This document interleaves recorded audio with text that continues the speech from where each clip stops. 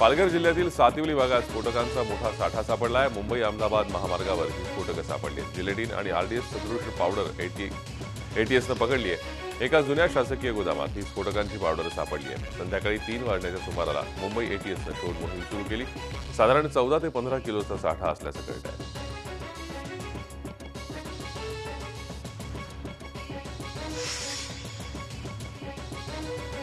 आगामी महापालिका आणि नगर परिषद निवडणुका भाजप शिवसेनेनं एकसाथ लढवण्याचा निर्णय घेतला आहे। भाजप प्रदेशाध्यक्ष रावसाहेब दानवे आणि शिवसेना खासदार संजय राऊत यांनी मुंबईत संयुक्त पत्रकार परिषद घेऊन ही माहिती दिली आहे। तत्पूर्वी भाजप आणि शिवसेनेच्या नेत्यांची सविस्तर चर्चा झाली। या चर्चेचा तपशील खासदार विनायक राऊत यांनी उद्धव ठाकरेंना कळवला।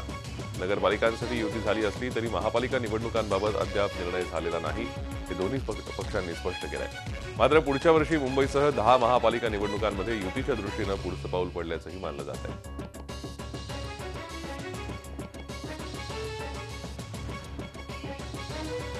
दोघांनाही अशी अपेक्षा आहे की या राज्यामध्ये कुठल्याही प्रकारची अडचण न येता भारतीय जनता पार्टी शिवसेनेची युती होईल। परंतु ज्या जिल्ह्यामध्ये युतीसाठी काही अडचणी निर्माण जर झाल्या तर त्या जिल्ह्याला आम्ही असे आदेश दिले की राज्य पातळीवर तो प्रश्न आम्ही सोडू। झाल्याने काय होणार ही संभ्रमावस्था राहू नये। शिवसेना आणि भारतीय जनता पक्ष हे दोन्ही पक्ष आगामी निवडणुकीत नगरपालिकेच्या एकत्रितपणे निवडणुका लढतील।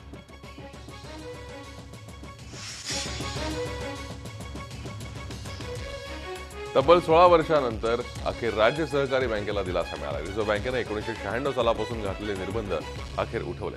बँकेच्या नव्या 7 शाखांनाही परवानगी मिळाली आहे। रिझर्व्ह बँकेने घातलेल्या अटी पूर्ण केल्यामुळे अखेर हे निर्बंध उठवण्यात आले।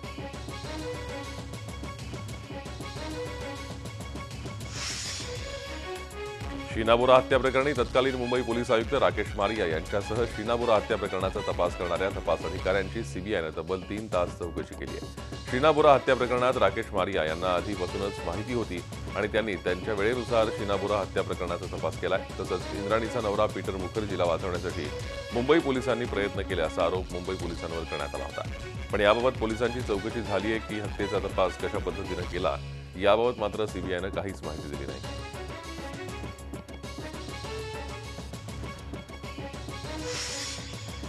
पुणे महापालिका हद्दीलगत असलेली 34 गावं महापालिकेत समाविष्ट करणार की नाही ते डिसेंबरच्या पहिल्या आठवड्यात निर्णय घेऊन कोर्टाला कळवा असे आदेश मुंबई उच्च न्यायालयानं सरकारला दिले। पुण्यालगत असलेली 34 गावं महापालिकेत समाविष्ट व्हावी अशी याचिका सर्वपक्षीय कृती समितीने केली होती। त्यावर सुनावणी दरम्यान राज्य सरकारनं 6 महिन्यांची मुदत मागितली होती, पण याबाबत डिसेंबरच्या पहिल्या आठवड्यात काय तो निर्णय घेण्याचे आदेश दिल्यामुळे राज्य सरकारची पंचाईत झाली।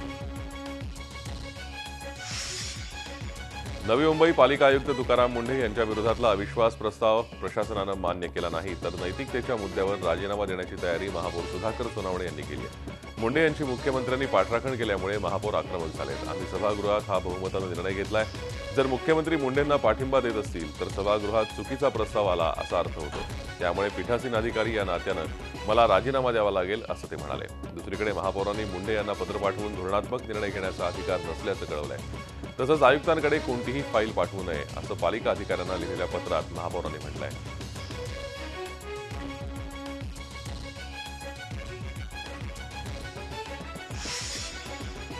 सांगली सातारा विधान परिषदेच्या उमेदवारीसाठी कोट्यवधी रुपयांची मागणी केल्याचा गौप्यस्फोट जयंत पाटील यांचे सांगली समर्थक दिलीप पाटील यांनी केलाय। निवडणुकीत उमेदवारीबाबत राष्ट्रवादीकडून आपल्यावरती अन्याय झाल्याची खंत त्यांनी व्यक्त केली आहे। या जागेसाठी राष्ट्रवादीकडे मोठं संख्याबळ आहे, मग पक्षाला पैसा का लागतो असा सवाल त्यांनी उपस्थित केलाय। तसंच आपल्यासारखे निष्ठावंत शांत बसतील मात्र पक्षातली तरुण पिढी बंड करून उठेल असा इशाराही त्यांनी दिलाय। दिलीप पाटील हे सांगली डीसीसी बँकेचे चेअरमन आहेत। पक्षामध्ये आणि राजकारणामध्ये चारित्र्य, निष्ठा, काम याला किंमत नाही। पैसा हा सर्वश्रेष्ठ आहे। राष्ट्रवादीचे कोकणातले नाराज नेते भास्कर जाधव यांच्यावर माजी आमदार रमेश कदम यांनी जोरदार पलटवार केलाय। भास्कर जाधव खोटं बोलतायत, तो त्यांचा स्वभावच आहे। भास्कर जाधवांनीच पक्षाचं वाटोळं केलं, पक्षात फूट पाडली, संघटना खिळखिळी करण्याचं काम केलं, त्यांच्यामुळेच उदय सामंत शिवसेनेत गेले असा फडीमार कदम यांनी केलाय। कदम हे सुनील तटकरे यांचे कट्टर समर्थक आहेत। रमेश कदम यांच्या या टीकेमुळे तटकरे विरुद्ध भास्कर जाधव वाद शिगेला पोहोचलाय।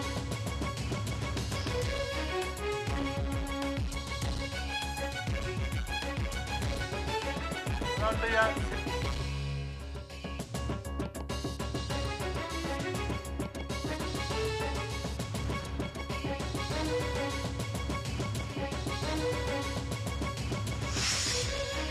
ऐ दिल है मुश्किल चित्रपटासंदर्भात मुख्यमंत्र्यांनी सेटलमेंट करत राज्याची प्रतिष्ठा धुळीस मिळवली. त्यामुळे मुख्यमंत्र्यांनी राज्याच्या जनतेची माफी मागावी अशी मागणी माजी मुख्यमंत्री पृथ्वीराज चव्हाण यांनी केली आहे.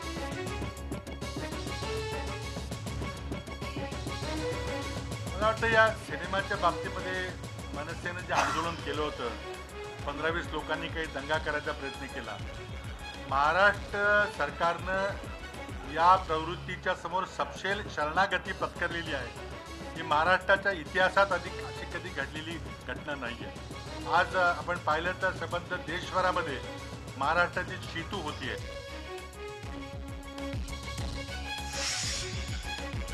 धुळे जिल्ह्यातील शिरपूर नगरपालिकेच्या नगराध्यक्षपदासाठी काँग्रेसकडून आमदार अमरीश पटेल यांच्या पत्नी जयश्रीबेन पटेल यांनी उमेदवारी अर्ज भरला. काँग्रेसनं जयश्रीबेन यांना उमेदवारी देऊन ही निवडणूक एकतर्फी करण्याचं काम केलंय. शिरपूरकर गेली 32 वर्षांपासून पटेल कुटुंबियांवर विश्वास ठेवत आले. त्यामुळे यावेळी नगराध्यक्ष थेट जनतेतून निवडण्यात येणार असल्यानं कुठलाही धोका न पत्करता आमदार पटेल यांच्या पत्नी जयश्रीबेन यांना संधी देण्यात आली आहे. तर यवतमाळ नगर परिषदेच्या नगराध्यक्षपदासाठी काँग्रेसच्या संध्या सव्वालाखे यांनी उमेदवारी अर्ज दाखल केला आहे.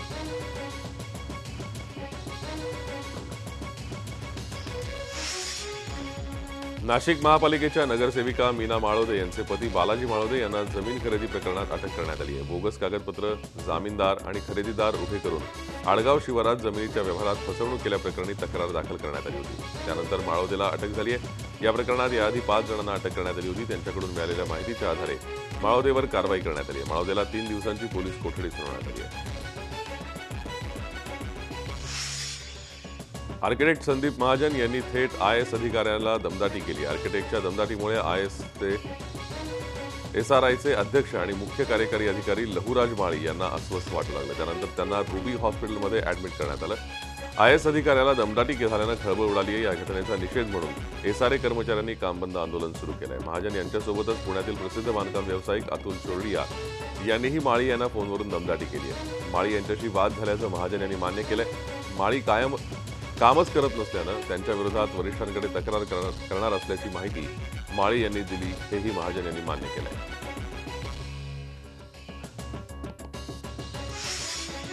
औरंगाबादच्या बजाजनगर परिसरातील 5 वर्षाच्या चिमुकल्यानं अचानक या जगातून निरोप घेतलाय. त्यामुळे संपूर्ण कुटुंबावर दुःखाचा डोंगर कोसळला. मात्र पोटच्या गोळ्याच्या मृत्यूचं दुःख बाजूला ठेवून डॉक्टर असलेल्या मातापित्यानं त्याचं देहदान करण्याचा निर्णय घेतला. आजारपणामुळे रुद्रप्रदीप देशमुख या चिमुकल्याचा मृत्यू झाला. अशा कठीण प्रसंगीही त्यांनी स्वतःला सावरत एक मोठा निर्णय घेतला. रुद्रचं आयुष्य सार्थकी लागावं आणि त्याच्या माध्यमातून वैद्यकीय क्षेत्रात योगदान देण्यासाठी त्यांनी त्याचा देह घाटी रुग्णालयात दान करण्याचा निश्चय केला. एक आईवडील म्हणून अनेकांना असा निर्णय घेणं अवघड होईल, पण रुद्रच्या आईवडिलांनी चिमुकल्याचं देहदान करत एक वेगळा आदर्श निर्माण केला.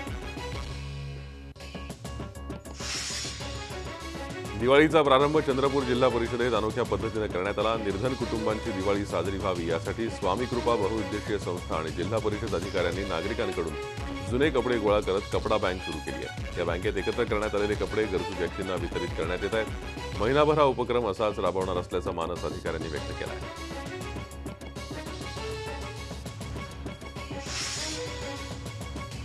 जालना जिल्ह्यात मुलींचा जन्मदर वाढवण्यासाठी राज्य सरकारकडून बेटी बचाओ बेटी पढाओ योजना राबवली जाते. मात्र याबरोबरच जिल्ह्यातील जाफराबाद तालुक्यातील सावरखेडा म्हस्के गावानं माझी लेक माझा सन्मान हा उपक्रम राबवत गावातील प्रत्येक घरावर मुलींच्या नावाची पाटी लावून मुलींचा जन्मदर वाढवण्यासाठी प्रयत्न सुरू केले. गावच्या या उपक्रमाचं जिल्ह्याभरात कौतुक होत आहे.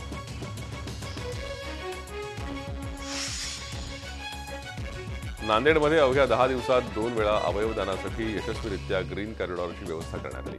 19 ऑक्टोबर रोजी सुधीर रावळकर तर काल संतोष मोरे यांचं अवयवदान करण्यात आलं. विशेष म्हणजे एकीकडे वडिलांचं अवयवदान करण्याची प्रक्रिया सुरू असताना दुसरीकडे कन्यारत्न प्राप्त झालं. पिता जाता जाता अनेकांना नवसंजीवनी देऊन गेले. त्यामुळे या कन्येचं नाव संजीवनी ठेवण्यात आलं.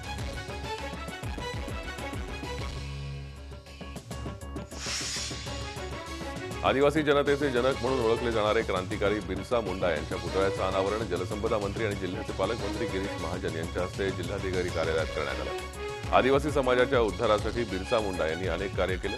त्यामुळे त्यांना क्रांतिकारी म्हणून ओळखलं जातं. यासाठी गेल्या अनेक दिवसांपासून विविध आदिवासी संघटनांसह लोकप्रतिनिधींची मागणी होती. जिल्हाधिकारी कार्यालयाच्या सभागृहाला क्रांतिकारी बिरसा मुंडा यांचं नाव आहे. त्याप्रमाणे त्यांचा पुतळाही इथे बसवण्यात यावा म्हणून जिल्हा झाल्यानंतर 18 वर्षांनी बिरसा मुंडा यांच्या पुतळ्याचं अनावरण करण्यात आलं.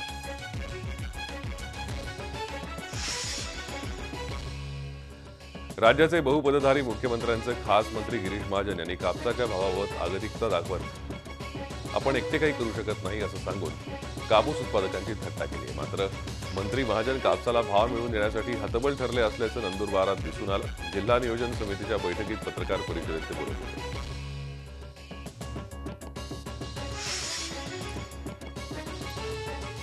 रायगड नगरपालिका निवडणूक जाहीर झाली असून उमेदवारी अर्ज भरण्यास सुरुवात झाली आहे. उमेदवारी अर्ज भरण्याची शेवटची तारीख 29 ऑक्टोबर आहे. मात्र यावेळी निवडणूक आयोगानं ऑनलाईन अर्ज भरण्यास सांगितल्यानं सर्वत्र एकच खळबळ उडाली. ऑनलाईनसाठी लागणारे आयोगाचे जे सर्व्हर सुस्थितीत चालत नसल्यानं भावी उमेदवार काळजीत पडले. त्यामुळे ऑफलाईन अर्ज स्वीकारण्याची मागणी उमेदवारांनी केली आहे. साईबाबांच्या दरबारात जपानहून आलेल्या 45 साई भक्तांनी ओम साईनाथांचा जप करत साईबाबांच्या समाधीचं दर्शन घेतलं.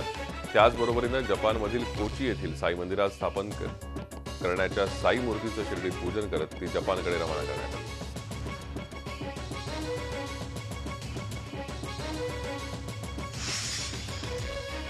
यवतमाळच्या विवेकानंद विद्यालयातील माजी विद्यार्थ्यांनी शहरातील वाघाडी नदीला स्वच्छ करण्याचं कार्य हाती घेतलंय. या नदीत विसर्जित प्लास्टर ऑफ पॅरिसच्या मूर्ती बाहेर काढून त्यावर विघटन प्रक्रिया करण्यात येणार आहे. यवतमाळला निळोणा धरणातून पाणी पुरवठा होतो. हे धरण वाघाडी नदीवर बांधण्यात आलं असून वाघाडी नदीमध्ये मूर्ती विसर्जनामुळे प्रदूषित झाली आहे. धरणात स्वच्छ पाणी जावं म्हणून वाघाडी नदी स्वच्छ असली पाहिजे हे लक्षात घेऊन विवेकानंद विद्यालयाच्या माजी विद्यार्थ्यांनी नदीतील भंगलेल्या मूर्ती बाहेर काढून नदी स्वच्छ करण्याचा उपक्रम हाती घेतला आहे. औरंगाबादमध्ये काही ज्येष्ठ नागरिकांनी मेड इन चायना वस्तूंविरोधात आंदोलन सुरू केले. रस्त्यानं माईक घेत हे सर्व नागरिक चीनमधील बनावटी वस्तू वापरू नका असा प्रचार करताना दिसत आहेत.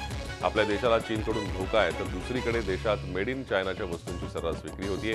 स्वस्त दरात मिळणाऱ्या या वस्तूंची देशात अब्जो रुपयांची विक्री होत असून त्यातून चीनचा आर्थिक फायदा मोठ्या प्रमाणात होत असतो.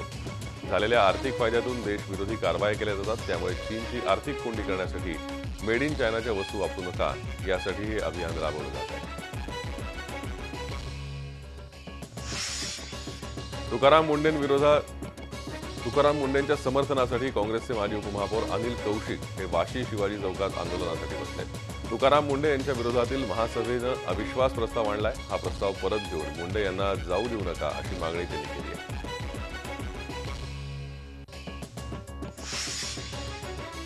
नवी मुंबई पोलिसांच्या गुन्हे शाखेनं चेन स्नॅचिंग करणाऱ्या 2 सराईत लुटारूंना अटक करून नवी मुंबई पोलीस आयुक्तालयाच्या हद्दीत केलेले 23 चेन स्नॅचिंगचे गुन्हे उघडकीस आणले.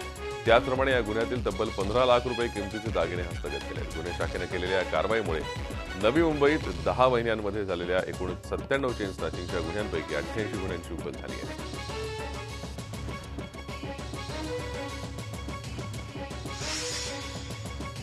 राज्याच्या राजकारणात आणखी एका काका पुतण्याचा संघर्ष पाहायला मिळतोय. निलय नाईक यांनी काका मनोहर नाईक यांच्या राजकारणाला कंटाळून राष्ट्रवादीला रामराम करत भाजपत प्रवेश केलाय. स्थानिक राजकारणाला कंटाळून आणि काकांनी वारंवार डावलल्यामुळे पक्ष सोडल्याची निलय यांनी कबुली दिली आहे.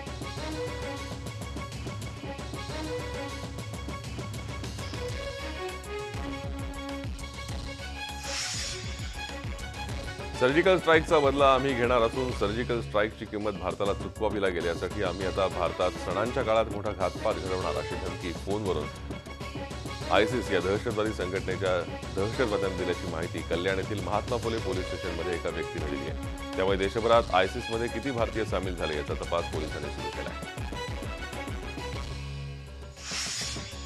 नागपूर जिल्ह्यातील काटोल तालुक्यात 2 शेतकऱ्यांचा मृत्यू झाल्याची दुर्दैवी घटना घडली आहे. विद्युत तारांना स्पर्श झाल्याने या दोघांचा मृत्यू झाला.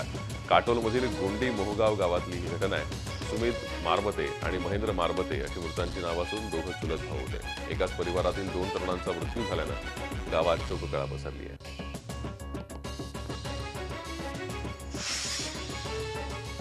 पालकमंत्र्यांना आमंत्रित केल्याशिवाय उद्घाटनांचे कार्यक्रम ठेवू नयेत असा फतवा पुण्याचे पालकमंत्री गिरीश बापट यांनी काढला आहे. पुणे आणि पिंपरी चिंचवड महापालिका आणि पुणे जिल्हा परिषदेला बापट यांचे हे आदेश पाळावे लागणार आहेत. अन्यथा अशा उद्घाटन कार्यक्रमांवर होणारा खर्च संयोजकांकडून वसूल करण्यात येईल। तसंच अशा उद्घाटन कार्यक्रमाच्या खर्चाला प्रशासकीय मान्यता देऊ नये असे आदेश देखील बापट यांनी महापालिका आयुक्त आणि जिल्हा परिषदेच्या मुख्य कार्यकारी अधिकाऱ्यांना दिले। तूर डाळीचे भाव नियंत्रणात येतात तोवर चणा डाळही महागली आहे। ऐन दिवाळीत भाव वाढल्यानं भावावर नियंत्रण मिळवण्यासाठी सरकारनं रेशनवर चणा डाळ 70 रुपये किलोनं विकायचा निर्णय घेतलाय। मात्र प्रत्यक्षात ही डाळ दिवाळीनंतरच उपलब्ध होणार आहे। दिवाळीचे पदार्थ तयार करण्यासाठी चणा डाळ वापरली जात असल्यानं त्याची मागणी वाढली आहे, त्यामुळे चढ्या भावानं चणा डाळ विकली जाते। राज्य सरकारनं यावर तोडगा म्हणून केंद्राकडून 50 रुपये किलो दरानं 700 मेट्रिक टन चणा खरेदी करण्याची तयारी दर्शवली होती। तो चणा भरडून त्याची डाळ केली जाणार आहे, त्यानंतर ती राज्यात वितरित केली जाईल। मात्र हा चणा उपलब्ध होणार कधी आणि त्याची डाळ होणार कधी असा प्रश्न उपस्थित केला जातोय।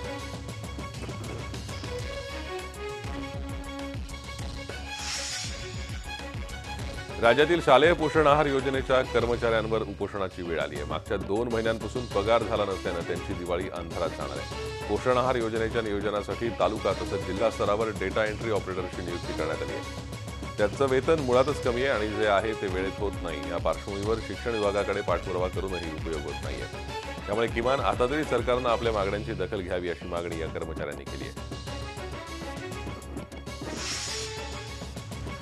यावर्षी 400 फ्लॅट आणि 1260 गाड्या वाटण्याचा निर्णय घेतलाय। सावजीभाई ढोलकिया यांची हरे कृष्णा एक्सपोर्ट्स या कंपनीमध्ये सध्या 5,500 कर्मचारी काम करतात। यातल्या ज्या कर्मचाऱ्यांनी सर्वोत्तम कामगिरी केली अशा 1,665 कर्मचाऱ्यांना हा बोनस दिला जाणार आहे। या कर्मचाऱ्यांपैकी 1200 कर्मचाऱ्यांचा पगार 10,000 ते 60,000च्या मध्ये।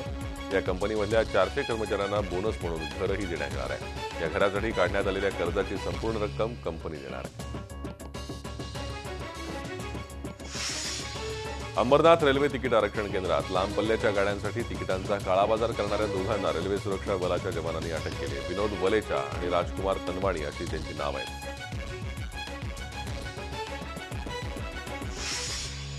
पतीसोबत झालेल्या क्षुल्लक वादातून संतापलेल्या एका महिलेनं आपल्या 3 मुलांना विषप्राशन करून आत्महत्या केल्याची हृदयद्रावक घटना कल्याण जवळच्या मोहने गावात घडली आहे। विषप्राशन केल्याने या महिलेचा आणि दोन्ही चिमुकल्यांचा मृत्यू झालाय, तर एक मुलगा बचावलाय।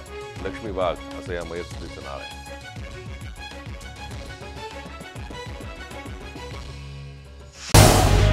झी 24 तास रहा एक पाऊल पुढे।